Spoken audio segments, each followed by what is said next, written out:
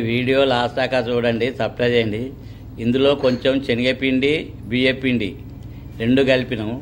అందులో ఉల్లిగడ్డలు కోసి కొత్తిమీర వేసినాం.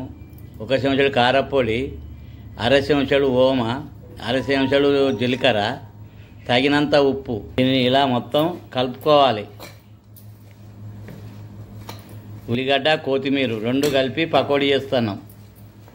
మొత్తం ఇలా పిండిని కలుపుకున్నాం. వంట పెట్టినాం, స్టవ్ పైన ముక్కలు పెట్టుకున్నాం. అందులో నూనె పోసుకున్నాం. నూనె వేడైంది.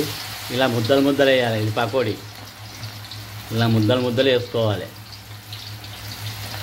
మంట కొంచెం పెద్దదైనా పెట్టాలి, ఎందుకంటే ఉల్లిగడ్డ కొత్తిమీర పకోడీ కాబట్టి మంట కొంచెం పెద్దగానే ఉండాలి. ఇలా మధ్య మధ్యన మర్రెత్తు ఉండాలి. ఉల్లిగడ్డ కొత్తిమీర పకోడీ రెడీ అయింది. తీసుకొని వేరే ప్లేట్లు వేసుకోవాలి. మొత్తం పిండిని ఇలానే కాల్చుకోవాలి. పకోడీ ఉల్లిగడ్డ పకోడీ రెడీ అయింది. గుమ్మగుమ్మలాడుతుంది. వేడి వేడి తింటే చాలా రుచిగా ఉంటుంది. ఉల్లిగడ్డ కొత్తిమీర కలిపి చేసిన పకోడీ ఇలా చేసుకొని తింటే రుచిగా ఉంటుంది. కొత్తిమీర ఆరోగ్యానికి మంచిది.